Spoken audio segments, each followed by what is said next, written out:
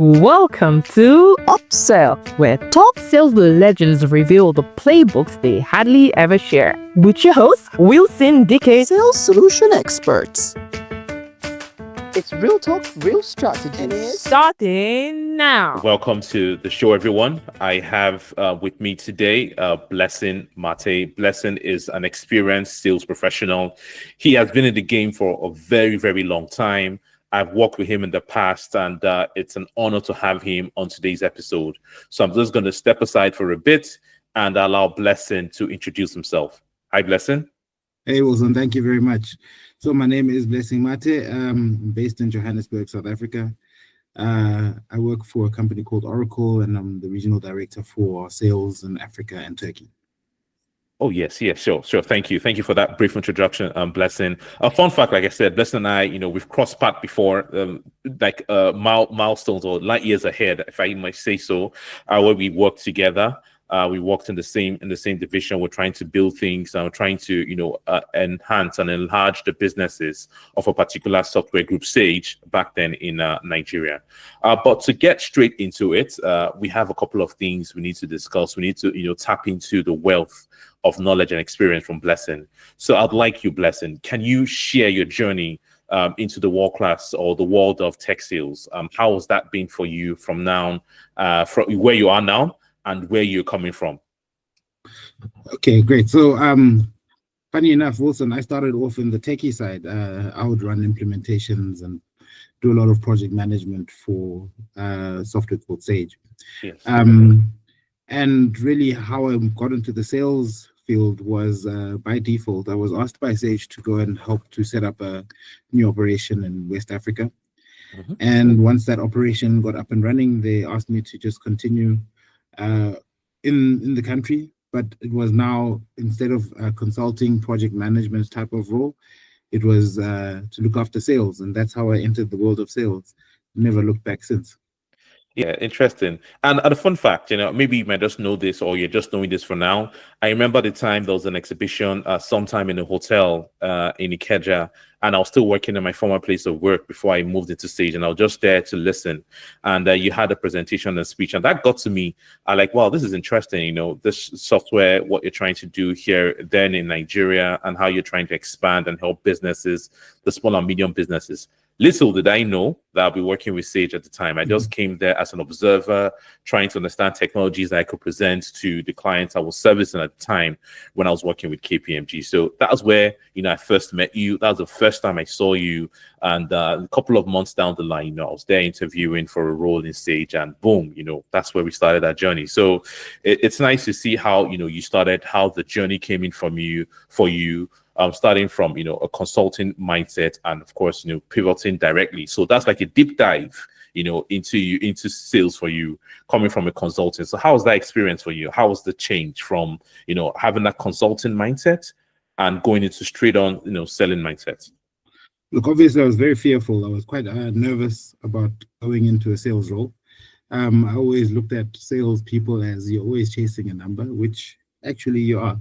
Yeah. But I think my boss at the time, because I was leading the consulting business in South Africa at the time, and when I had this conversation with him about my nerves about going into such a role, he says to me, do you realize that you're already a salesperson? In the consulting business, you're talking to people about the services that you can offer them, and in some instances you're increasing the level of services that you're offering them. So in effect, you're really a salesperson. And I think that just gave me a little bit of confidence. That background in consulting, I think a good understanding of customers' business processes end to end, a good understanding of the products, really drove some of the successes that I managed to achieve in West Africa. And I think one of the biggest things is coming from a consulting background, you learn to be honest with customers in certain things, right? So I remember from a sales team perspective, some of the sales guys would get frustrated with me when I go to a customer and I say, but you don't necessarily need to buy that now. Why don't you just get the basics and then we grow it later on? But I think just having that honest approach with your customers, dealing with those people and looking out for their best interests builds that trust in the relationship, and it really helped in terms of the successes in the sales career. It's interesting that you said that because, as sales, what we hear, the myth about salespeople is that, you always bloat out things. You over exaggerate things, expectations of the customer. And, then when things are not being delivered as the salesperson has promised, there is a lack of trust. There is disgust from the customer side. And so I see how, your background has, fine-tuned you and shaped you to be the salesperson you were, because it's also important to know how the influence of your background has, had an influence in your current sales career. So that is it. But I want to ask, is there any other thing, from your consulting background that you brought in, apart from, being honest, able to have that honest conversation and being truthful to customers? What other things did you bring along with from your consulting background? I mentioned it partly earlier. So just understanding a customer's business, right? And understanding that every business is unique. So the challenges that one customer will particularly have may not be identical to the next customer. As you understand these various business processes, having those frank conversations with the customer, expressing that you are empathetic to whatever their needs are, understanding the pain points that they've got, and then identifying a solution to include as a resolution to the challenges that they're having. It's a much more smoother sales discussion, even when it comes to the time of negotiating. You've got a thorough understanding of their problems and how you're going to be resolving them. And that makes the sales cycle move along. Okay, that's great. Because once you have all that formula from a consulting side, you transform not just being a salesperson, but a partner for the consult or the customer that you're dealing with. So that way they see you as a trusted partner. They believe that you have only their best interest at heart, based off of the consulting, understanding the use case, understanding what their pain points are, and how your services and whatever you're providing for them in terms of software, in terms of products, would help achieve the pain or address the need that they want to address. So that's a full-on combination and package. I believe is very vital for people to know.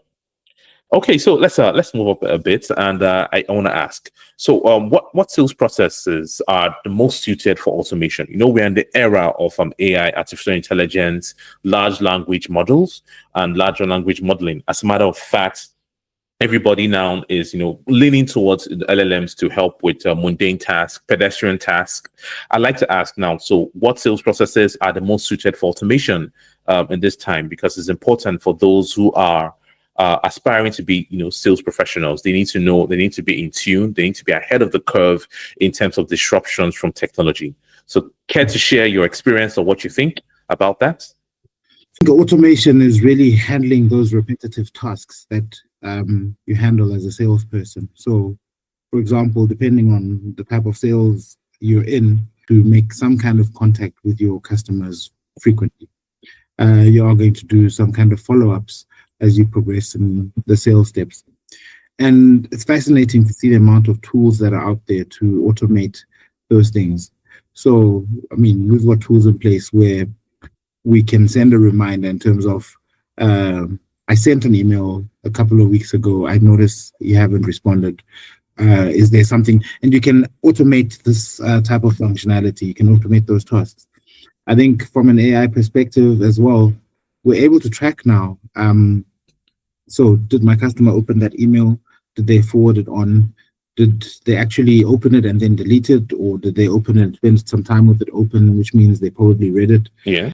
So there's a lot of tools that are available to help you with some of these sales processes. And I think sales is really about building relationships, as much as we are trying to identify a problem to resolve, but it's really building the processes, building relationships with the customers.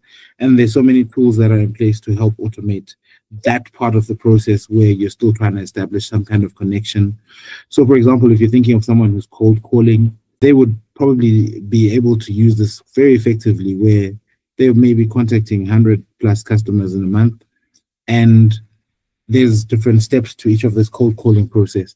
So yeah, that's something that I believe people can start taking advantage in terms of automating that initial follow-up processes, especially when you've got a uniform type of sales approach. That's interesting, because not only did you touch the point on how sales processes can be most suited for automation, you did mention that for cold calling, sales reps could also enhance or use AI tools to enhance productivity, to understand where the communication line is, what they are dropping the ball, how the recipients of the mails, the cold mails they're sending, are taking them. Are they opening them? Are they deleting them? Or are they reading them? So understanding the engagement level of their communications is a key thing to understand understand the next steps in terms of customers or people, the prospect they're trying to get through to.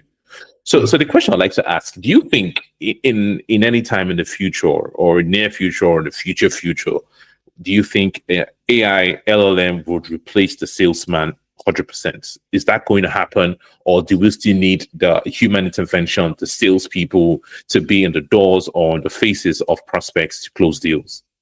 So I'm old school like that, and I still believe that the human element is still required.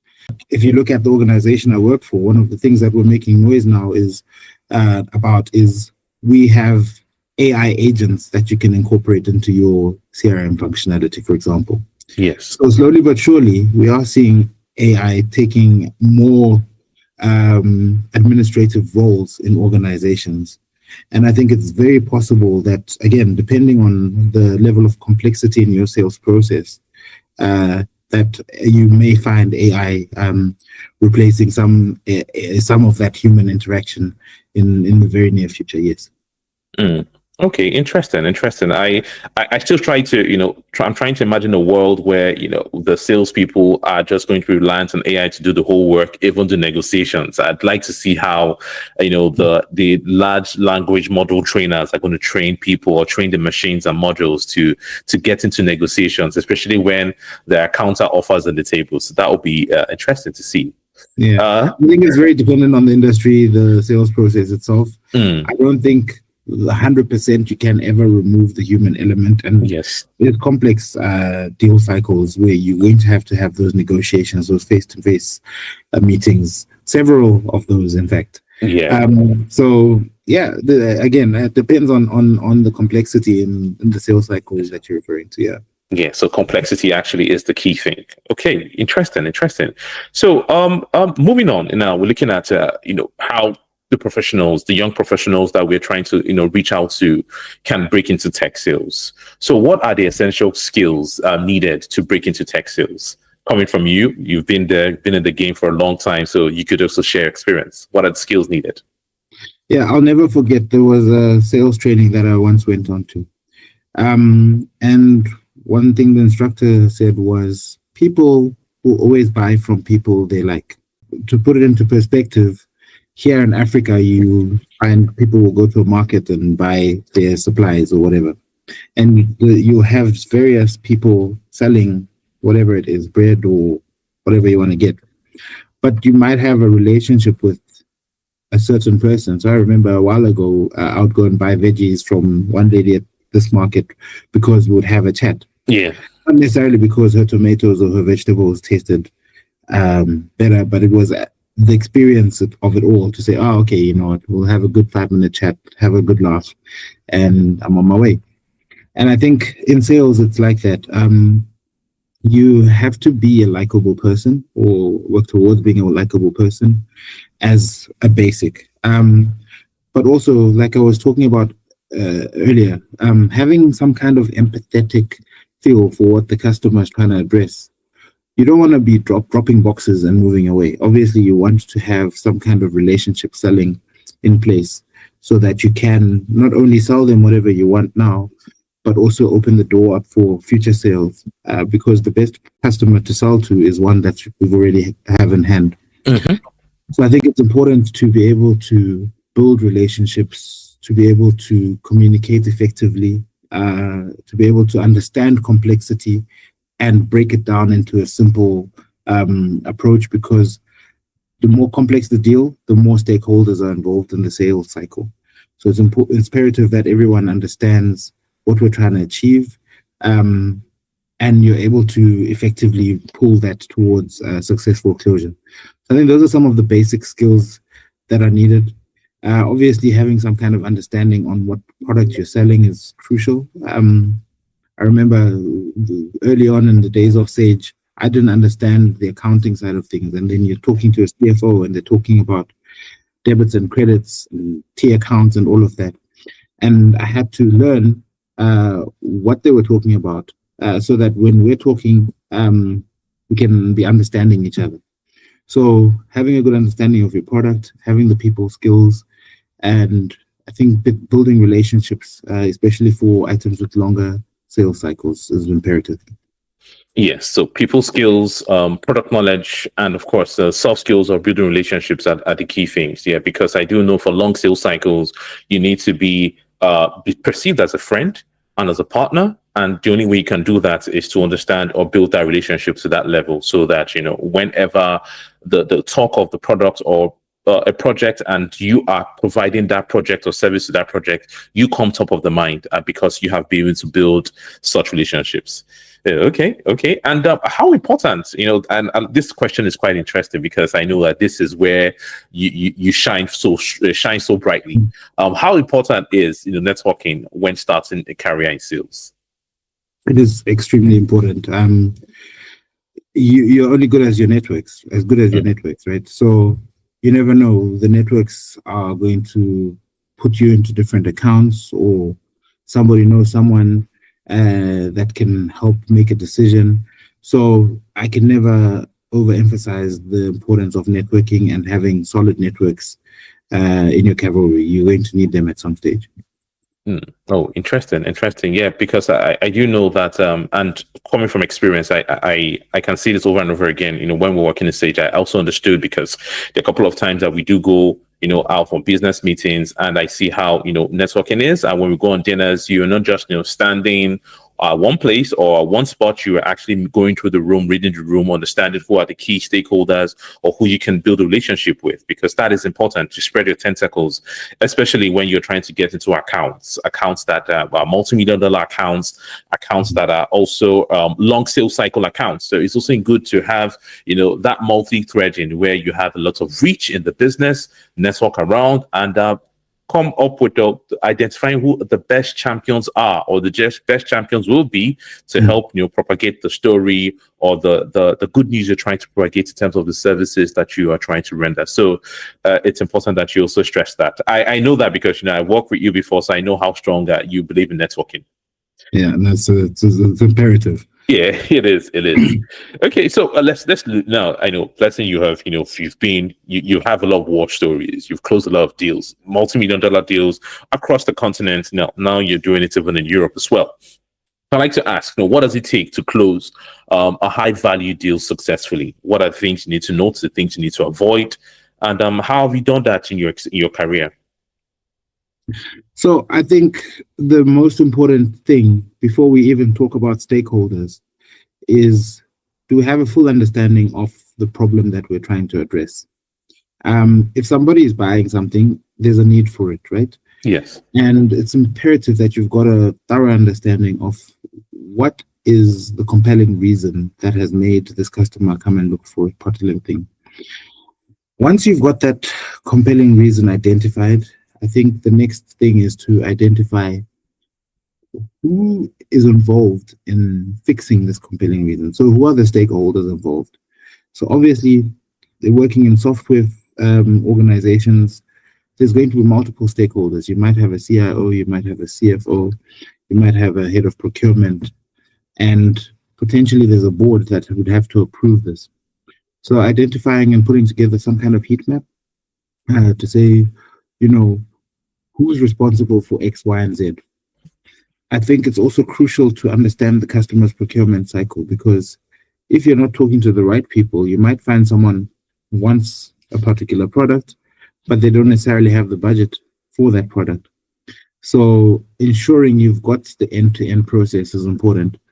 Once you've got that in place, then it's about demonstrating value.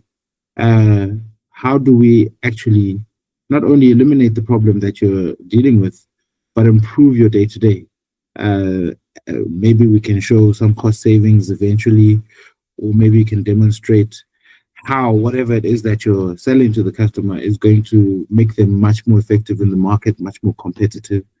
So highlighting that value.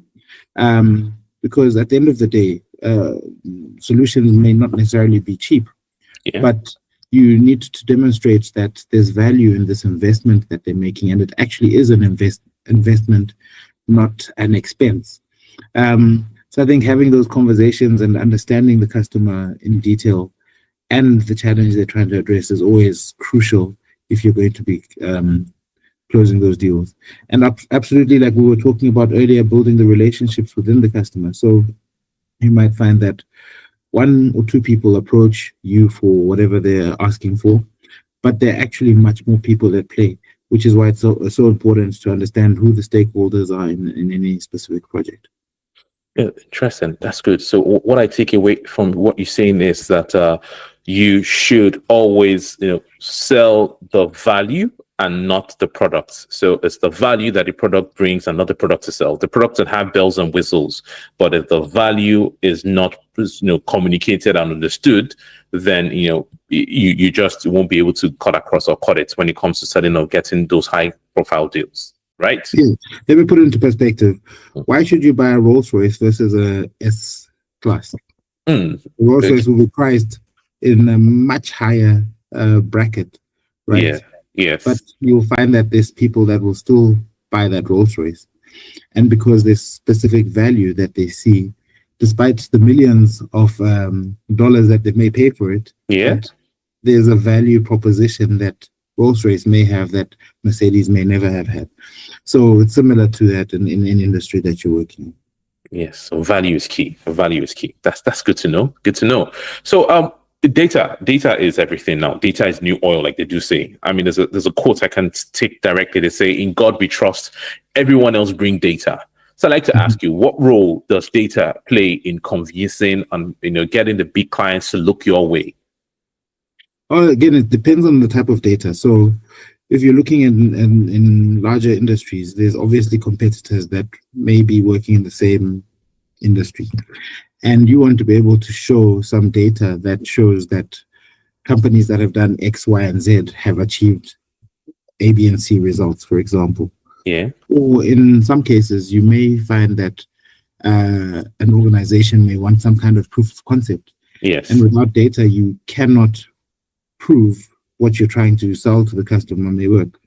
So data is crucial in understanding the market and understanding the competitive landscape, or in building models that you're going to use as part of the pre-sales process to make the customer understand and take on whatever it is that you're selling to them, to say that it will work. And you use historical data, you use research data, but things that apply to their particular industry.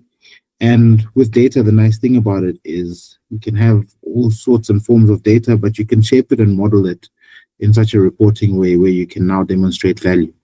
So you could get sheets and sheets of Excel spreadsheets with customer data and so forth.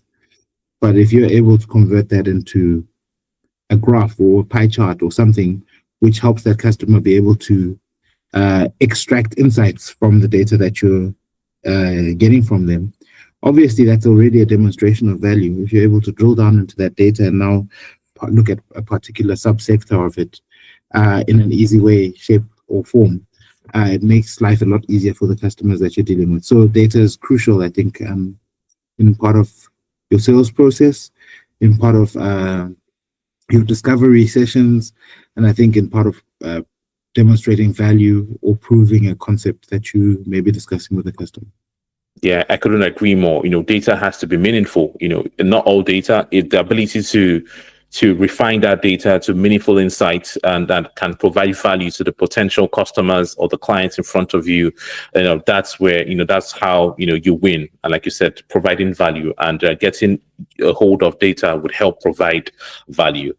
That's a very brilliant response. Thank you for that. So now we are going into a session we call the Sales War Stories. Now, these are quick fire questions I'll be asking you in terms of your biggest wins and biggest losses. So I ask you the first question, give me an answer in a minute, make it all fun in 10 seconds if you can, but let's give it a try. The quicker for you, the better, to make it more exciting. Okay? Yeah. All right. So what's the most challenging deal you've ever closed and why?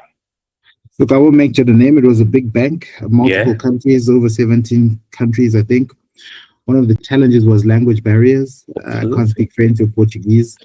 There was other challenges in terms of legislation across different countries. And yeah, it was challenging because we had to bring all of this together to bring one package and one deal to the head office. It eventually happened, but it was a very difficult deal. Wow. Okay. So, can you also share a story of a deal that didn't go as planned? Where are the downsides? Oh, there's many of those. So tell me about it. There's one in East Africa very recently where I traveled with some of my executives. They flew from all over the world. We met with their executives, got commitment verbally. This is maybe like close to 8 months ago. Oh, The deal hasn't closed up to now. oh wow, still fresh. Yeah, I can imagine. and it's really due to geopolitical factors, changes in leadership in the customer's organization and so forth. So sometimes you get these promises, but they don't materialize, and it can be frustrating for salespeople. I can imagine. I hope that the deal gets to close very soon. I understand the geopolitical, influences in such deals. So I wish and I hope that comes to fruition for you very soon. Yeah. Okay. The next question is, what did you learn from your most significant sales failure? So what's the most significant thing that stands out and the things that I think the biggest thing that you can learn as a salesperson is don't count your chickens before they hatch. Yes, I agree. I agree because I'm talking from experience. I know that is, you count your chickens, believing that it's going to be there, but you fall, face flat when it doesn't come in. So until you get the PO, until you get the payment, it's not a sale, right? Yeah. 100%. Okay, great. How do you recover mentally, from losing a big deal? What are things you do? In sales, you're always going to have a thick skin. Not everyone is going to say yes to you. So yeah. It's something that you have to mentally prepare for, that a customer can say no. And I think that helps you with recovering. Yes, of course, it's frustrating, but you need to soldier on. There's a saying in corporate where we say you're only as good as your last quarter. Yeah. So if you stay in that dip, then you're not going to have a good quarter this quarter if you stay there. So you just have to pick yourself up and soldier on. Yeah. Okay. Very good. Very good. And the final question: what strategies have helped you turn around near loss situations? Relationships. For me, it's relationships where you find that you've got a stakeholder that's not being supportive, identifying potentially another influential stakeholder within the organization, take them for dinner, drinks, have a frank chat with them. Not the whole conversation being about the sales, but get them to like you, have the chat, and then you understand where they're at. Either they're going to tell you this is not going to happen or it is going to happen. And because you've got those champions in your corner, they can help you turn it around. So I think for me, it's mostly about relationships. Obviously, there's things with pricing, discount strategies, spread out payment terms if you're able to do that. But I think it all boils down to relationships, because you need to understand what the problem is through those relationships. Interesting. So relationships are key. And you, as a salesperson, you need to consistently and constantly build relationships, strengthen relationships, and expand your relationship, because you never can tell, when those relationships were called in for a favor. Okay, great. Now we're moving to the final part of this, and it's to the aspiring sales professionals. And I'd like to, give a career advice. Seeing that you have over more than a decade in the sales ecosystem, there are a couple of things that the aspiring sales professionals and those that want to pivot into sales can learn from you. So I'd like to ask you, what advice would you give to someone entering tech sales today? I think the first thing is be honest with yourself about the kind of person you are and the goals you're chasing. Yes, you do get some good paychecks in sales, but there's also very difficult days. There's a lot of rejection that you can face. So be honest with yourself as an individual to say, is this something that you're able to do? Is this something that you'll be able to handle? And what ultimately are your goals that you want to achieve in the next 5, 10, 15 years? And is this in line with your goals? Okay. And what do you think about mentorship? Is it a critical, must-have for sales professionals? Not necessarily, but I think it's very useful. I've always found that having a mentor that you will bounce off ideas will always help. So absolutely, I think it's something that will be instrumental to progress, especially if you've got mentors that have some kind of experience in a similar role. Okay, great. Thank you so much. And finally, before we wrap up, where would people reach out to you to want to get more from you, learn from you? Are you on LinkedIn? What social media platforms can you be contacted on? Yeah, I can be found on LinkedIn, blessing.mate. Blessing the Mate. Okay, great. So there you have it, folks. Thank you so much, Blessing, for your time. I know that you're quite busy, but taking our time to do this is quite interesting, and it's good that because the past couple of minutes have been insightful. I believe a lot of people will have learned a couple of things from your experience and all the things that you had to say.